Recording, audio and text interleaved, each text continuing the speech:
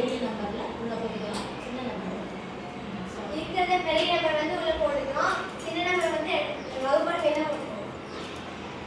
எத்தனை தடவை போட்டுக்கணும்? 2 120 240. Very good. 320 360 கழிக்கிறேன். அப்படியே போட்டுக்கோங்க. 12 நாள் போச்சுன்னா மீதி வந்து 8. இப்படி சொல்ல அடுத்தது 2 3 வந்து 2 2ல 1 போச்சுன்னா 1. 2ல 2 போனா 2ல 2 வந்து 0. இப்ப இங்கே அங்க சி கொடுக்கணும். இந்த 120 வகை எதுக்குயா வெளியில அத வந்து உள்ள கொண்டு வர. ஒரு 80 போட்டா 12ல 8 போயிடுது. 0 0 போயிடுது. அடுத்த வகை என்னது? 80. வெளியே இருக்கிறது 80. அந்த 80 தூக்கிட்டு உள்ள போகுது. எத்தனை 20 எத்தனை 40 80 2 40 2 40 80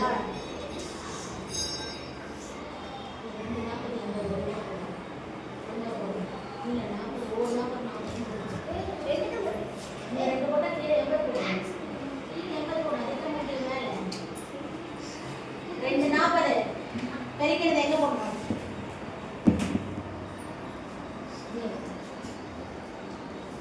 இப்போ எதை எடுக்கணும்? அடுத்த நம்பரை இதனோட வகை என்னது?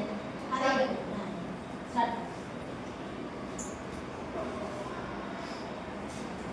இந்த கடைசியா முடிஞ்ச வகை என்ன எடுத்துக்கிறோம்? 40. அடுத்த நம்பர் 95 பெருசு அதை உள்ள போடணும். சாதா வகுத்தல் வரும்.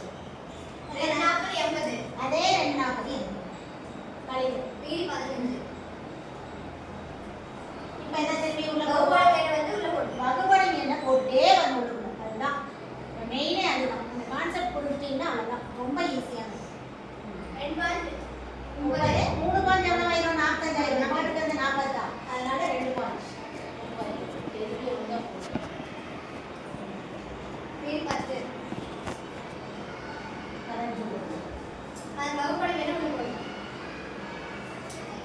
ஒரு ஒரு பாயிண்ட் 10. 5. திரும்பி 10 சரி இங்கே 5 வெளியில் கொடுக்குறோம். 10 2 5 10.